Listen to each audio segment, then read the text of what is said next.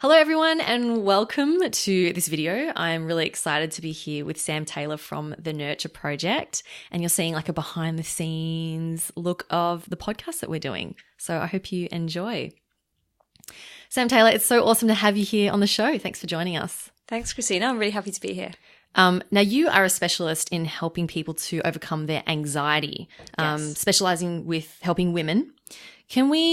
Firstly, can we get clear on what anxiety is? You know, I'm sure many people identify with having anxiety, but can you tell me, what is anxiety exactly?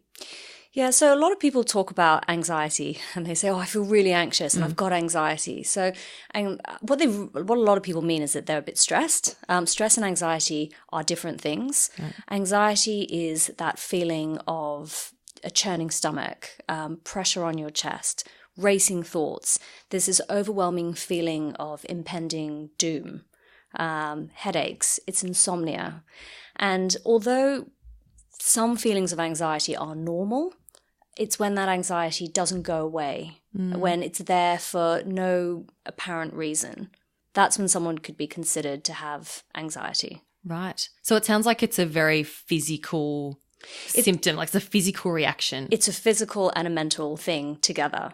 And there are 6 different types of anxiety. Okay. So there's not just the one thing. I think a lot of people think of anxiety as being either social anxiety or generalized anxiety disorder, but there are lots of other types of anxiety as well.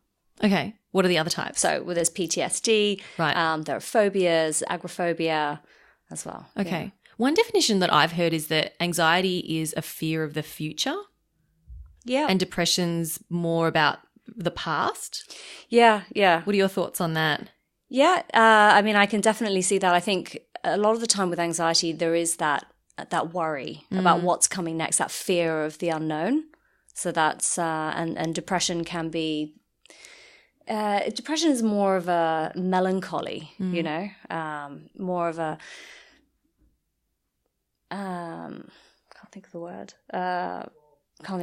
That's Sorry. Okay. Good thing we're not talking about depression today. We're talking about anxiety. All good. So what generally causes anxiety? So there are lots of different causes of anxiety. There isn't just one thing that causes it. So we've got can be a genetic predisposition to anxiety.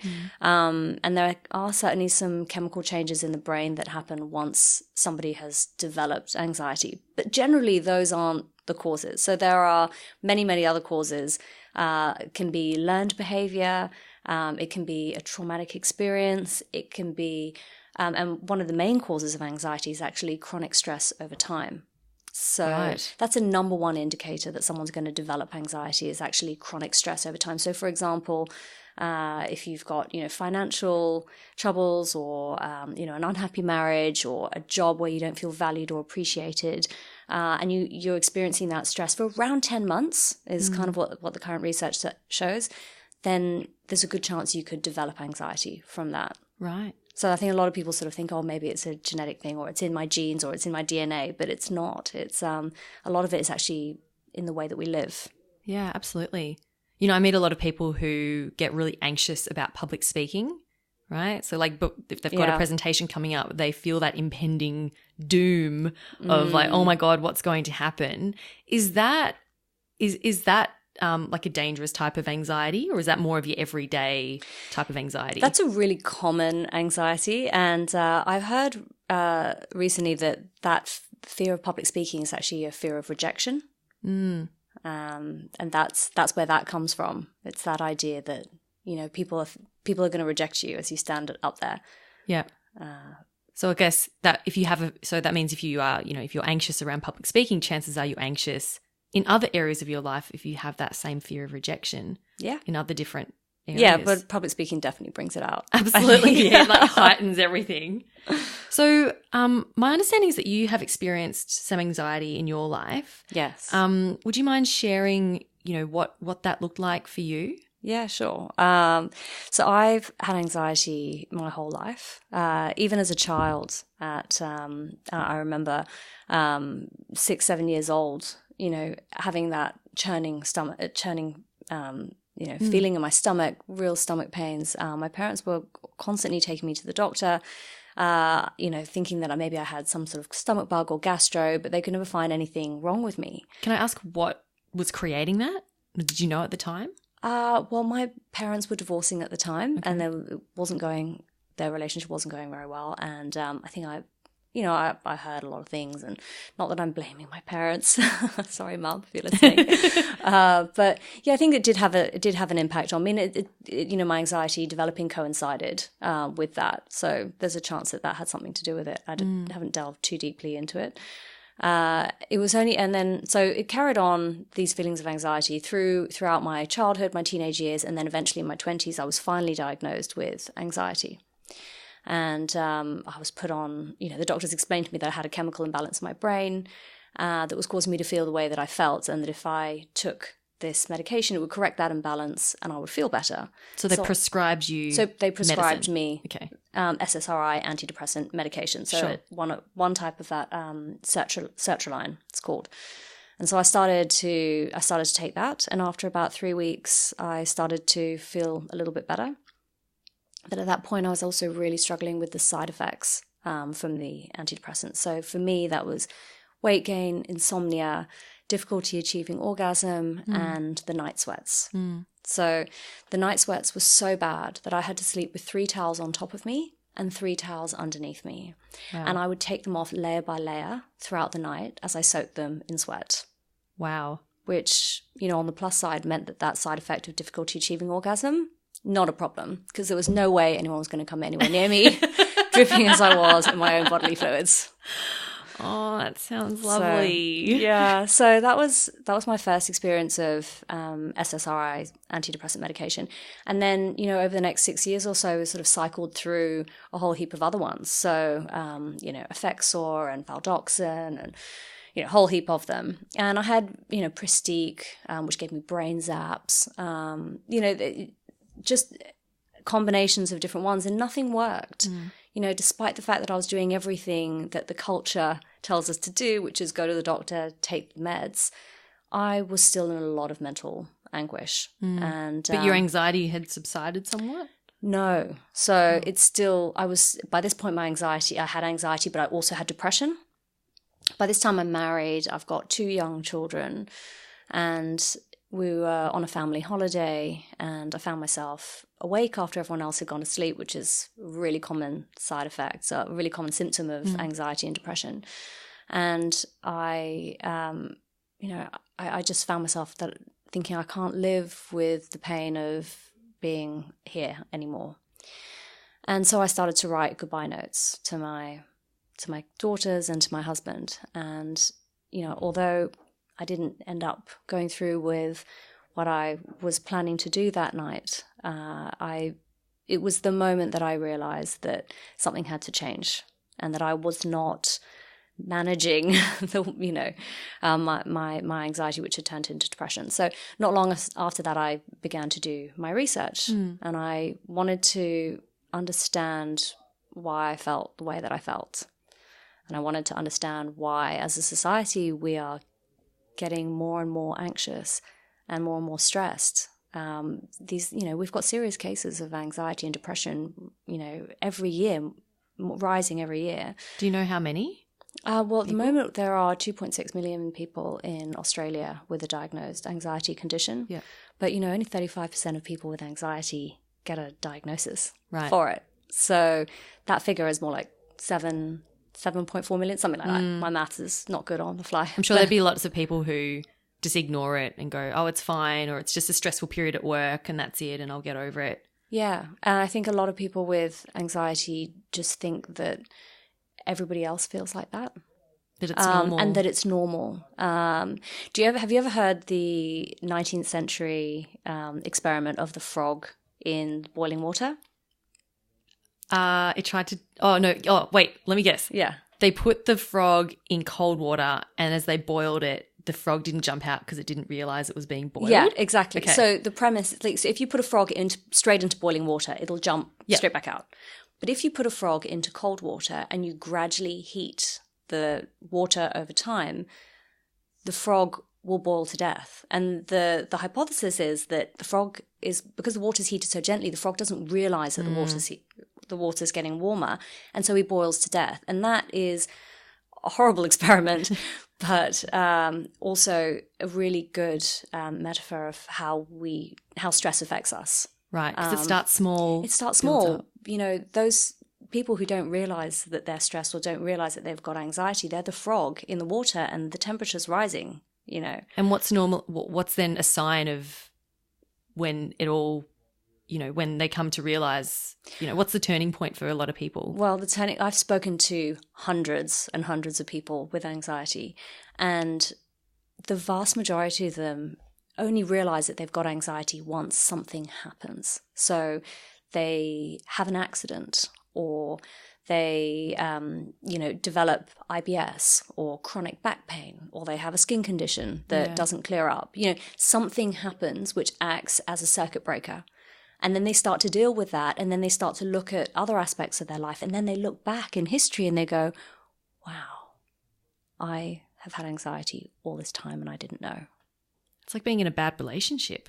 Yeah. Like you don't know until you're out of it, and then you look back and you go, oh my God, yes. Yeah. Like that was some serious bad stuff going on there. Yeah. Yeah. So, I think it's really important for people to just be aware that they may not know that they have anxiety, and actually one of the best things to do is take a test. Yeah. Get yourself checked. There are so many online tests that you can do for free that are self-administered, that are the same tests that doctors use to assess the severity of someone's anxiety. There's one on my website. It's a free one. 10 questions, 2 minutes. You know, it's worth doing. We'll link up your website so people can go do that test if they want to. Yeah. So I'm guessing that you did your research, you learned what helped you, and that's now why you help other women to do it as well. Yes, exactly. So I started to research all the ways that you can help to get rid of anxiety without taking medication. Not that I'm anti-medication. I think it's definitely got its place. It helped me for a little while there, but I think there's also an awful lot other things that we could be doing. Yeah. So what are the key areas that you found to be really important to, you know, key components to helping people to overcome their anxiety? So the first thing for me that I started to do was exercise. And I know that's not going to be the first choice for everybody, but that really helped me.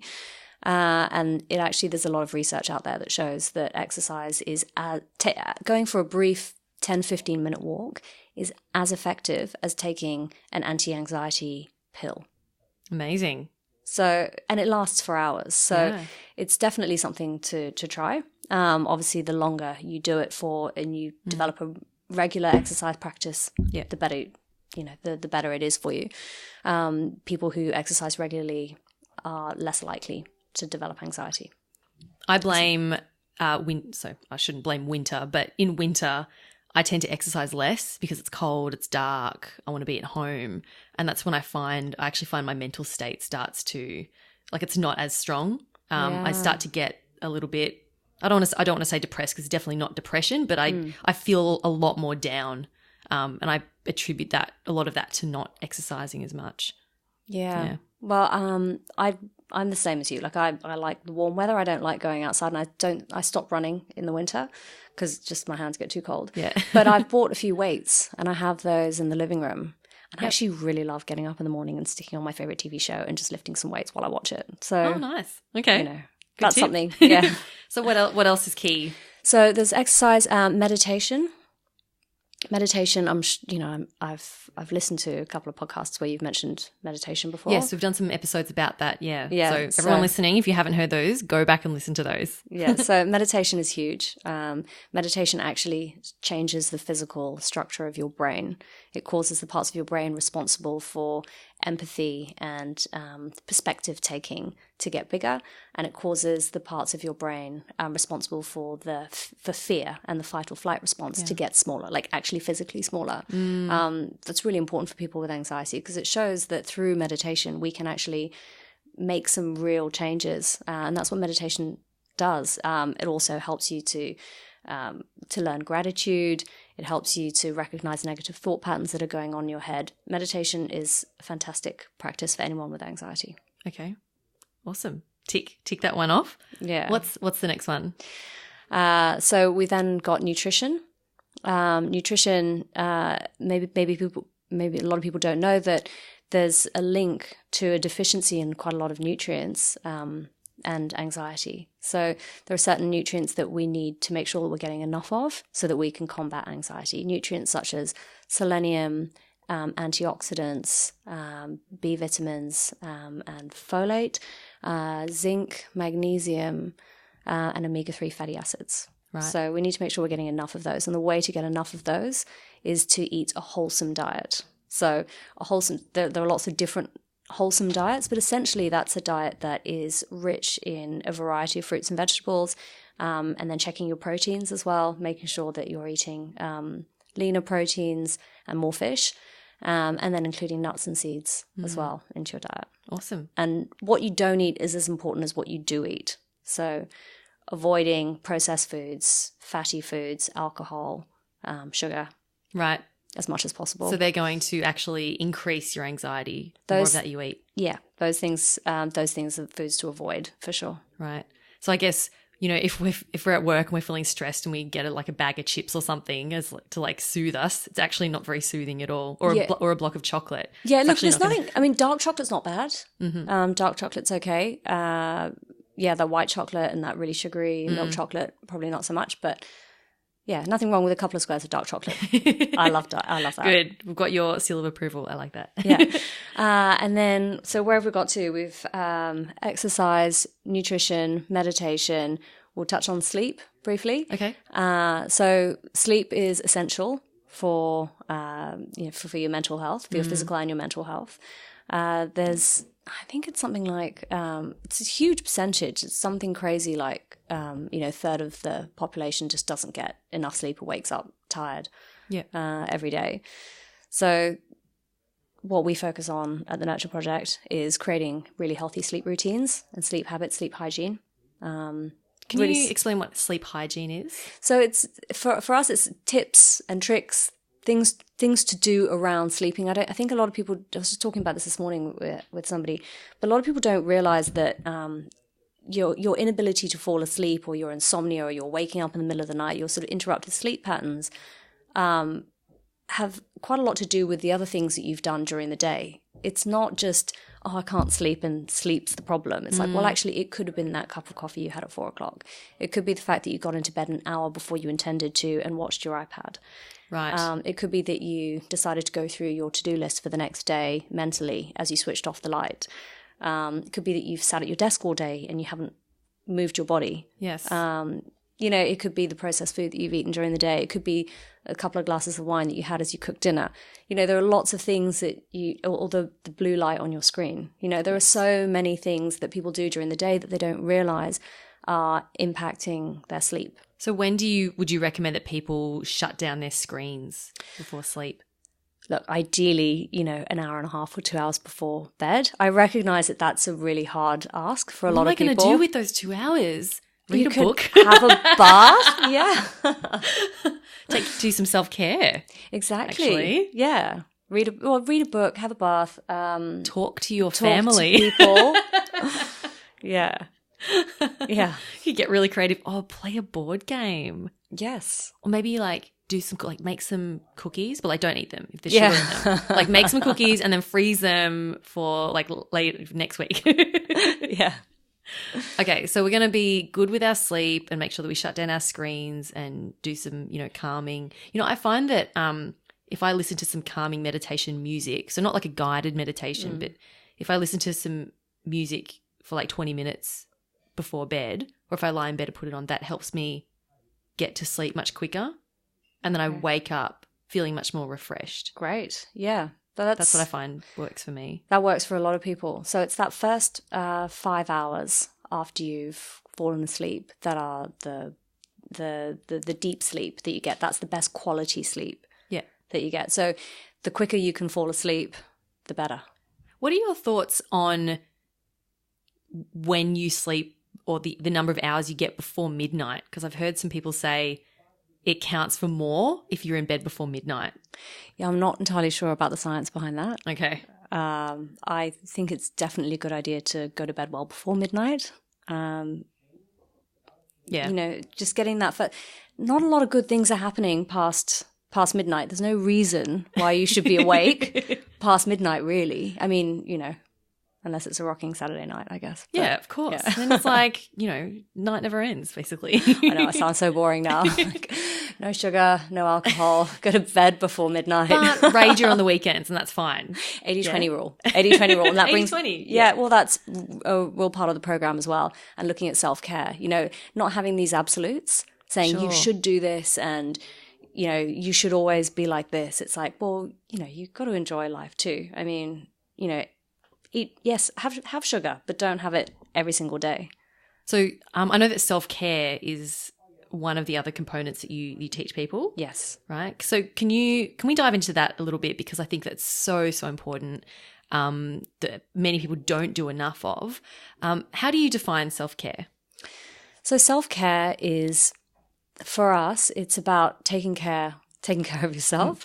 It's about making sure that you do those things that you need to do. And self-care, I think a lot of people think of it as going for a massage or, you know, getting a pedicure. So it's more than that. Yeah. So self-care is time for self-reflection. It's time to really understand who you are, to ask yourself questions like, why am I here? What's my purpose?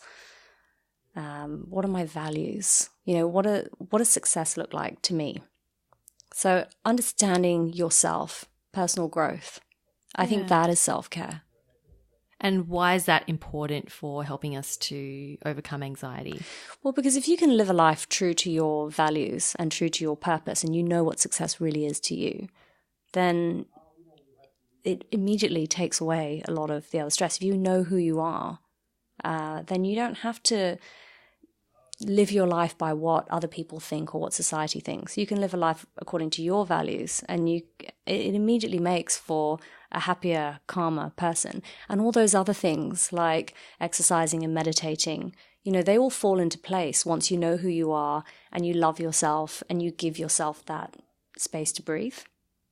When did you start doing that for yourself?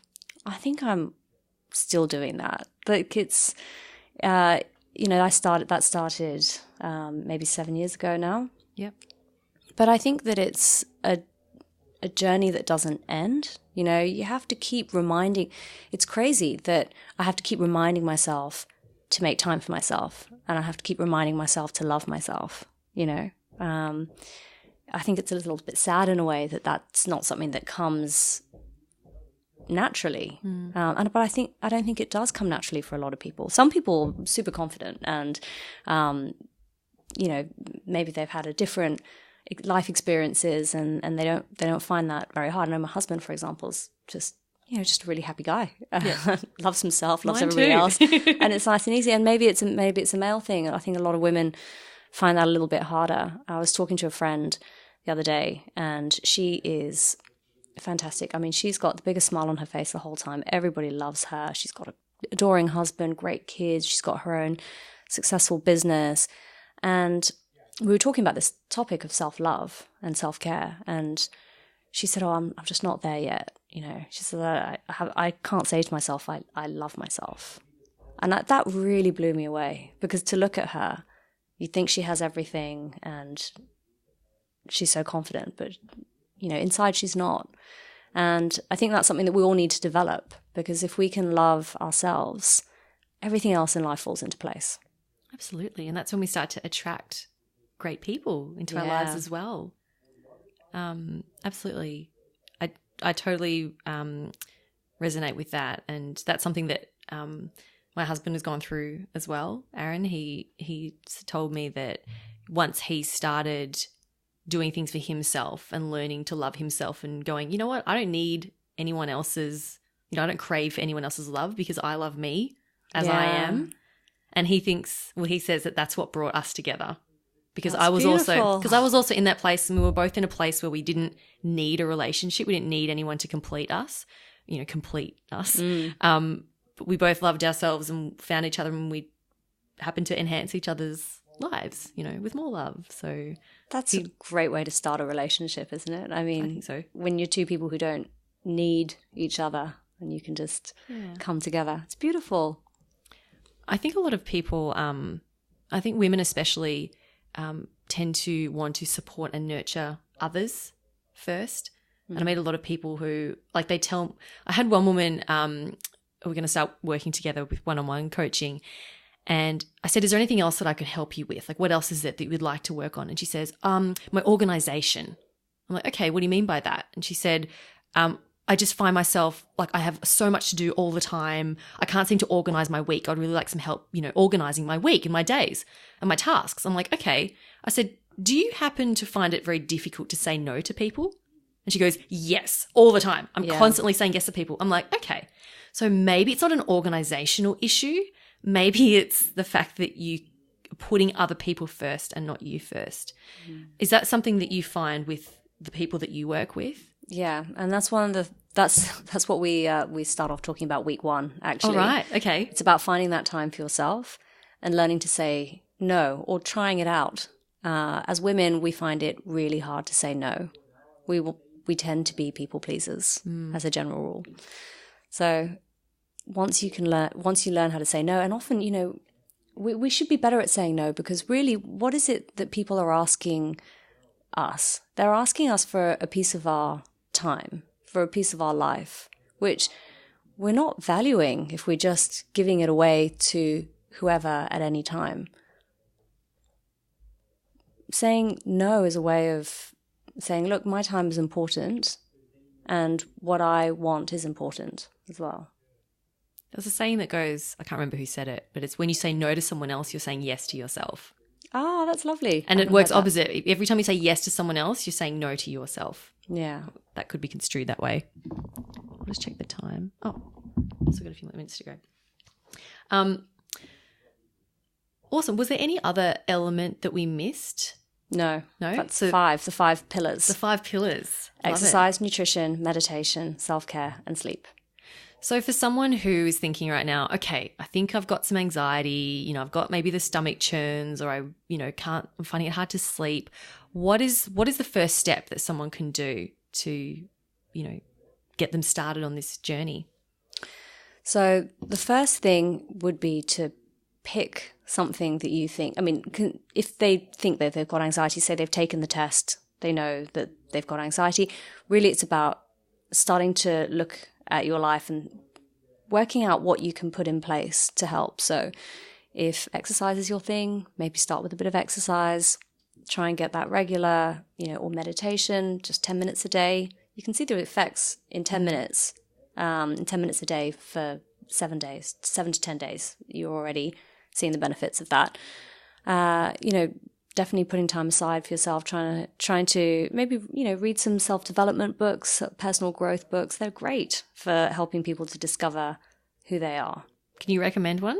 What's one of your favorites? Oh, I am reading at the moment Reinventing Your Life. Ooh, okay. Who's that by? I forget. It's I'll tell you later. Okay, you can sure. Put it in the show notes. Sure. But it's great. They talk about life traps. And all the different life traps. So one of the life traps is unrelenting standards. That's my biggest life trap, which basically means I'm a perfectionist. And it talks about how when you've got unrelenting standards, for example, that you think if you have unrelenting standards, you tend to expect far too much of yourself and other people around you, and you're constantly disappointed and you can never relax. You can't enjoy life. You can't enjoy any achievements because you're always on to the next thing. Yes. So it talks about the different life traps. I think there are like 7 or 8 life traps that they talk about. There's that, and then there's catastrophizing and all or nothing thinking, where everything's either black or it's white. It's either a disaster or it's best thing ever. Yeah. And if you one win tiny, or you lose. and if one tiny thing goes wrong, the whole day's ruined. Yes. That kind of thing. So it's a great book. Awesome. Okay. All right. I'll take note of that one and I'll get reading on that one as well. Okay. So actually I do have one more question. What if we're working with someone, or there's someone in our family, someone like a colleague or a boss whose behavior creates that anxiety within us? What can we do then? Can doing these techniques that you've mentioned help with that anxiety? And what if they're just like so like in your face and anxiety, inducing, and we can't get away from it, what do we do then? Well, I think one of the first things you have to think about is that, or recognize, is that you can't control other people. This is something that we talk about a lot. What can you control? What's in your control and what's out of your control? So somebody else is out of your control. The only thing that you can control in that situation is your actions and your emotions. So it's about building some boundaries, drawing some boundaries, explaining possibly to that person that it's not okay to talk to you like that. Knowing that, and also making sure that the way you're reacting to it is appropriate too. But especially if, you gave an example of someone in your family, that's a lot harder than say a boss, because, especially people in your family you've grown up with and creating these same patterns of behavior over the years. And so to then try and change that can really upset everything. Mm-hmm. And sometimes you fall into these patterns and you behave in a particular way, you don't realize you're even doing it. So it's about recognizing that. How are you behaving and how are you emotionally reacting to it? I can't give you a trick or a tool to go and change that person, because that's out of your control. Of course. You can help. I'm sure, well, what you were saying before about setting boundaries and saying no to people, I think that would be a great start as well. Yeah, absolutely. Yeah. Awesome. Well, look, Sam, this has been so amazing talking with you, and I want to thank you for coming on the show and sharing your knowledge and your beautiful energy with everyone. Can you tell us a bit more about the Nurture Project and the programs that you run? Yeah, so the Nurture Project is a 12-week online program for women, and we help women to learn the life skills they need to defeat anxiety for good. And those life skills are those pillars that we spoke about earlier: exercise, nutrition, meditation, self-care, and sleep. We ran a pilot program last year, and where medication has between a 25 and 30% remission rate, we achieved an 80% remission rate from our pilot. So at the moment, we're just getting the first few hundred people through the program. And then we're going to go ahead and publish our research paper so that we can prove our 80% remission and go from there. So that's where we are at the moment. So fantastic. And so who can join? So at the moment, we're looking for women between the ages of 35 plus, really. We're getting quite a lot of interest actually from women over the age of 65 as well, which is fantastic. But yeah, really 35 onwards. And people can sign up at any time? Yeah, absolutely. Just on the nurtureproject.com. And where else can people connect with you? So we're on Facebook and Instagram as well. It's Beat Anxiety for Good on both of those. Love it. Awesome. Well, thanks again, Sam. This has been super wonderful. Thanks, Christina. And thanks everyone for watching.